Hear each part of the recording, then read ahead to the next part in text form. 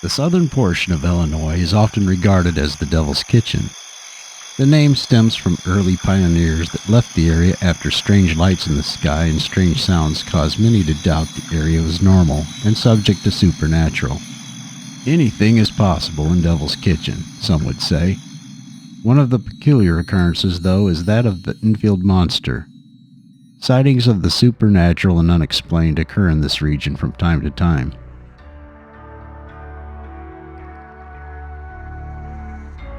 The story that has come to be known as the Enfield Monster, not to be confused with the Enfield Poltergeist in the United Kingdom, took place in Enfield, Illinois on April 25, 1973, between 9:30 and 10 o'clock at night, when Henry McDaniel arrived at his house after leaving work as an antique salesman. Mr. Henry McDaniel was a single man taking care of his two kids, ages 12 and 15. When he got home that night, he discovered the lights were still on in the house, and all the curtains were drawn closed, which was not typical. Normally, his two children were already in bed by 10 o'clock.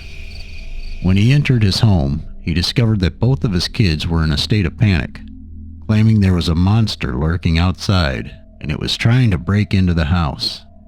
It first was clawing at the front door, and then moved to a window-mounted air conditioner and attempted to pull it out of the window. Mr. McDaniel thought his kids were letting their imaginations run wild, as kids do. The children insisted they weren't and showed their father the heavy window unit was nearly pulled out of the window, and they included that the incident had just happened minutes ago, about the same time he pulled into the driveway. Mr. McDaniel decided to give the matter closer inspection and opened his front door and was startled by a strange creature. Mr. McDaniel described the creature as having a short body with two small arms coming from its breastplate. It had two huge reddish-pink eyes that were the size of flashlights. The creature was at least 4.5 feet tall and was gray. It seemed unafraid and was coming toward the front door where Henry was standing. Shaken, Mr. McDaniel stepped back in his house, quickly slammed the door, then went to retrieve his .22 caliber pistol from his closet, and then returned to the front door with the weapon ready to fire. The creature was closer now and still moving toward him. Mr. McDaniel quickly took aim and fired a shot at the creature. Mr. McDaniel claimed he hit the creature at least once, because it stopped advancing toward him and hissed like a large wild cat. Then Henry watched in astonishment as the creature fled, making huge leaps to a row of trees covering 50 feet in 3 bounds. That's about the equivalent of 17 feet per bound. Mr. McDaniel fired at the creature 4 more times as it retreated into the darkness, but later claimed he didn't think he struck it because it was moving so rapidly, and he only had a .22 pistol. The creature disappeared into the night. Henry went back inside his house and dialed the non-emergency police number. Around midnight, 2 Illinois state policemen arrived. He told them what happened, and they inspected the area surrounding the McDaniel home, but did not find the creature. However, they found several sets of strange tracks the creature left. The police described the tracks as being very similar to a large dog's tracks, but with 6 pads instead of 5. They included in the report that the tracks were strangely spaced, which would corroborate Henry's story of the distance the creature made with each leap.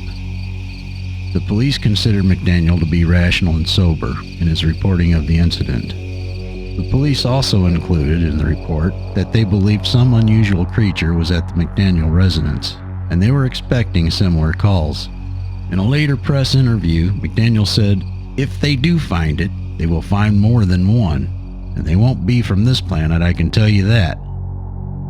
The following day, Officer Masser continued his investigation in the area surrounding the McDaniels' residence by looking for any unusual disturbances or prints on the ground, and by questioning locals if they seen or witnessed anything strange, odd, or unusual. The only corroborating witness Officer Masser found was a 10-year-old boy named Greg Garrett. Greg told the officer that the previous night he was confronted and terrified by a creature that matched McDaniel's description. The creature and Greg crossed paths about 2 hours before the creature attempted to break into the McDaniel residence around 8 p.m. Greg described the creature as having gray-colored, slimy-looking skin, 2 large red eyes, and short claws.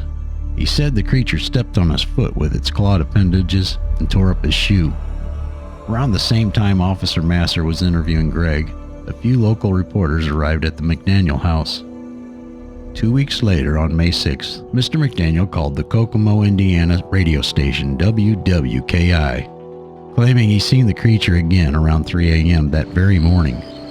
It was negotiating the trestles of the abandoned railroad tracks near his home, and McDaniel said, "I saw something moving out on the railroad track, and there it stood. I didn't shoot at it or anything. It started on down the railroad track. It wasn't in a hurry or anything." The radio station's news director, Rick Rainbow, arrived on scene. Coincidentally, both he and his cameraman saw an ape-like figure walking around an abandoned building. It took them off guard, and they were ill-prepared to film the encounter. They grabbed their camera and set out to follow the creature as best they could. And although they couldn't get the creature in frame, they captured bizarre audio that the creature allegedly made, describing it as creepy, chilling sounds of a cross between a woman's scream and a baby's laughter. 2 days later, after Rick Rainbow's encounter with the creature, he and Mr. McDaniel sat down in the studio for an interview. He stuck with his story, and that whatever it was abnormal. May 10th.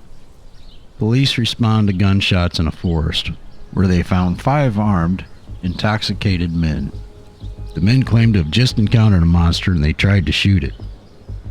The police charged the men with hunting violations and warned them to leave or they would be arrested. The 5 men complied. The White County Sheriff's Office dismissed the incident as nothing more than a group of armed guys partying and had little to do with a monster on the loose. The area was soon flooded with droves of curious people from all over, but Mr. McDaniel did not speak to many, if any of them. May 15, 1973. When the small town of Enfield, Illinois became overrun by curious, some of which were armed strangers from all over the country, the 10-year-old witness, Greg Garrett's mother, was so overwhelmed she had had enough.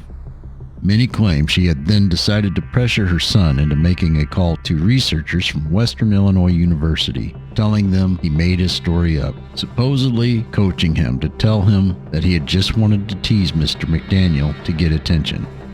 And to this day, Greg Garrett has not made any further comments one way or another on the incident. Some of the town citizens tried to explain the incident away, saying it was probably a kangaroo. However, kangaroos can't leap 17 feet. And Mr. McDaniel was very familiar with kangaroos, having been stationed in Australia when he was in the U.S. Army. At the base he was stationed at, he regularly saw and pet kangaroos daily because they were friendly and affectionate toward humans, and declared this creature was most definitely not a kangaroo. Those that knew Henry McDaniel would claim he was not the sort to play a hoax or fabricate an outlandish story to garner attention. He was a serious, level-headed man. He was responsible, reputable, and decent. He never played jokes or pranks on anyone.